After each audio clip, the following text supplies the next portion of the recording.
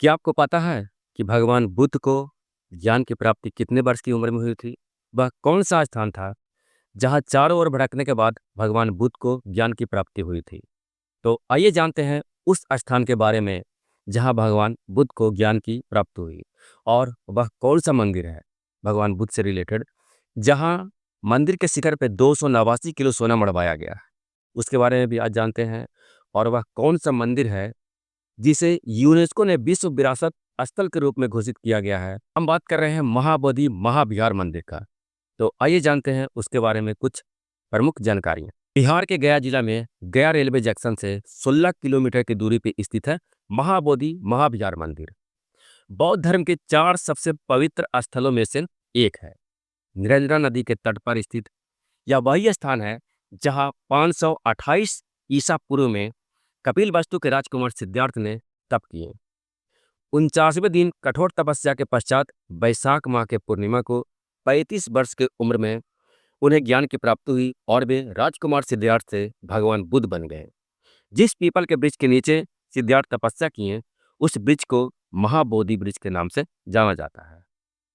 इतिहासकारों के मुताबिक 3री शताब्दी ईसा पूर्व में मगध के महान शासक सम्राट अशोक के द्वारा महाबोधि महाविहार मंदिर का निर्माण किया गया था, लेकिन वह भी मात्र 30 फीट की ऊंचाई तक निर्माण किए थे। मंदिर की पूरी ऊंचाई है जो 180 फीट है, लेकिन वो 30 फीट तक ही इसका निर्माण करवाए थे।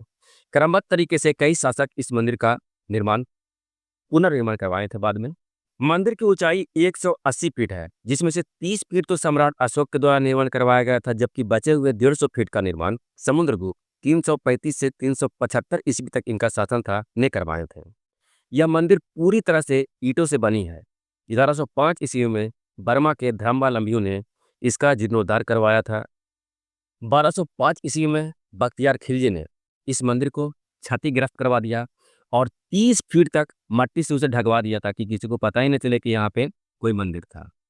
भारतीय पुरातत्व सर्वेक्षण के महानिदेशक अलेक्जेंडर कनिंघम ने 1878 ईस्वी में महाबोधि मंदिर में खुदाई शुरू करवाई। खुदाई के साथ साथ मंदिर के ढांचे को फिर से तैयार किया गया, क्योंकि बहुत जगह क्षतिग्रस्त भी था। वर्ष 2002 ईस्वी में महाबोधि महाविहार को यूनेस्को ने विश्व विरासत स्थल घोषित किया। वहीं वर्ष 2013 में थाई वाले राजा भूमिबोल अब्दुलयुजीज ने 289 किलो सोना दान में दिया और वही सोना इस मंदिर के शिखर पे मढ़वा दिया गया है। वर्ष 2013 में ही एक दुर्भाग्य था, 10 सीरियल बम ब्लास्ट हुआ और तब से इस मंदिर की सुरक्षा व्यवस्था को बढ़ा दिया गया। अब इस मंदिर में जाने के लिए द्विस्तरीय चेकिंग व्यवस्था से होकर ही गुजरना होगा, तभी मंदिर में प्रवेश कर सकते हैं और वो भी बिना मोबाइल के जा सकते हैं। मोबाइल अलाउ नहीं है। पहला बोधि वृक्ष को सम्राट अशोक की एक पत्नी रानी तिस्यरचिता ने चुपके से कटवा दिए थे, लेकिन प्रयास उनका विफल रहा। कुछ वर्षों के बाद फिर से छोटे छोटे पेड़ निकल आए थे। सम्राट अशोक ने अपने बेटे महेंद्र और बेटी संघमित्रा को बोधि वृक्ष के शाखाओं को देकर श्रीलंका में बौद्ध धर्म का प्रचार करने के लिए भेजे। श्रीलंका के अनुराधापुर में महेंद्र और संघमित्रा ने इस बोधि वृक्ष के शाखाओं को लगवा दिए, जो आज भी मौजूद है। दूसरी बार बोधि वृक्ष को बंगाल के राजा शशांक ने 7वीं शताब्दी ईस्वी में कटवाकर इसकी जड़ों में आग लगवा दी, लेकिन जड़ें पूरी तरह से नष्ट नहीं हुई। कुछ वर्षों के बाद इसी जड़ से तीसरी पीढ़ी का बोधि वृक्ष निकला, जो वर्ष 1876 ईस्वी में प्राकृतिक आपदा के कारण नष्ट हो गया। वर्ष 1880 ईस्वी में अलेक्जेंडर कनिंघम ने श्रीलंका के अनुराधापुरम से बोधि वृक्ष की एक शाखा को मंगवाकर फिर से लगवाया, जो आज तक मौजूद है। और यह जो वर्तमान में बोधि वृक्ष है, वो चौथी पीढ़ी का बोधि वृक्ष है। जिस स्थान पर भगवान बुद्ध ने ध्यान लगाए थे, उस स्थान पर बोधि वृक्ष के ठीक नीचे सम्राट अशोक ने पत्थर का एक पटिया रखवाए थे। उसे वज्र आसन या हीरक आसन कहते हैं और वह स्थान महाबोधि मंदिर के ठीक पीछे है।